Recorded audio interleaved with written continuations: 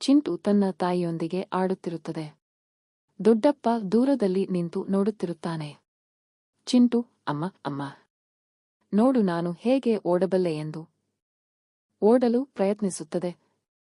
ತಾಯಿ ಆನೆ, ನಿಧಾನವಾಗಿ ಚಿಂಟು. ಇನ್ನು ನೀನು ಚಿಕ್ಕವನು. ಎಡವಟ್ಟು ಮಾಡಿಕೊಳ್ಳಬೇಡ. ದೊಡ್ಡಪ್ಪ, ಸ್ವಗತ, ಈ ಮರಿ ತುಂಬಾನೇ ಚುರುಕು. ಅಷ್ಟರಲ್ಲಿ ರಮೇಶ್ ಆ ಕಡೆ ಬರುತ್ತಾನೆ. ಚಿಂಟುವನ್ನು ನೋಡಿ ಆಶ್ಚರ್ಯಪಡುತ್ತಾನೆ. ರಮೇಶ್, ಅಬ್ಬಾ, ಎಂತಹ ಮುದ್ದಾದ ಆನೆ ಮರಿ ಇದು. ಚಿಂಟು ರಮೇಶನನ್ನು ನೋಡುತ್ತದೆ. ಸ್ವಲ್ಪ ಹೆದರುತ್ತದೆ. ತಾಯಿ ಆನೆ, ಚಿಂಟು, ಹೆದರಬೇಡ. ಅವನು ನಮ್ಮನ್ನು ನೋಯಿಸುವುದಿಲ್ಲ. ದೊಡ್ಡಪ್ಪ ಹತ್ತಿರ ಬರುತ್ತಾ, ಮಗು, ನೀನು ಯಾರು? ಇಲ್ಲಿ ಏನು ಮಾಡುತ್ತಿದ್ದೀಯಾ? ರಮೇಶ್, ನನ್ನ ಹೆಸರು ರಮೇಶ್. ನಾನು ಹಳ್ಳಿಯಲ್ಲಿ ವಾಸಿಸುತ್ತೇನೆ. ನಾನು ಕಾಡಿನ ಕಡೆ ಬಂದಿದ್ದೆ. ಈ ಆನೆ ಮರಿಯನ್ನು ನೋಡಿದೆ. ದಿನಗಳು ಕಳೆಯುತ್ತವೆ. ರಮೇಶ ಪ್ರತಿದಿನ ಚಿಂಟುವನ್ನು ನೋಡಲು ಬರುತ್ತಾನೆ. ಅವರಿಬ್ಬರ ನಡುವೆ ಸ್ನೇಹ ಬೆಳೆಯುತ್ತದೆ. ರಮೇಶ್, ಚಿಂಟು, ಹೇಗಿದ್ದೀಯಾ?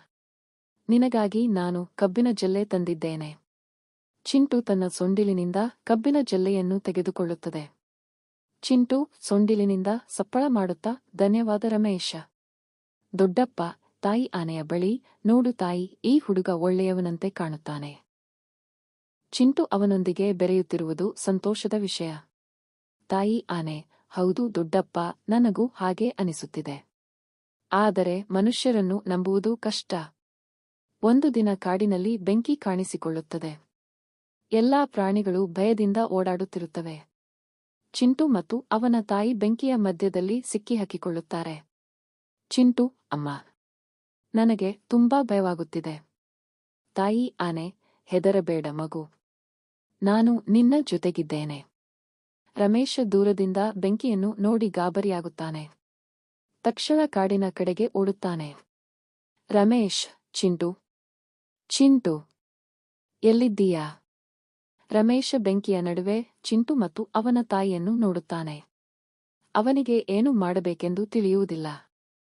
ದೊಡ್ಡಪ್ಪ ಗಟ್ಟಿಯಾಗಿ, ರಮೇಶ, ನೀನು ನಿಜವಾದ ಸ್ನೇಹಿತನಾಗಿದ್ದರೆ ನಮಗೆ ಸಹಾಯ ಮಾಡು. ಹಳ್ಳಿಯ ಜನರನ್ನು ಕರೆದುಕೊಂಡು ಬಾ. ರಮೇಶ ತಕ್ಷಣ ಹಳ್ಳಿಗೆ ಓಡುತ್ತಾನೆ ಮತ್ತು ಜನರಿಗೆ ವಿಷಯ ತಿಳಿಸುತ್ತಾನೆ.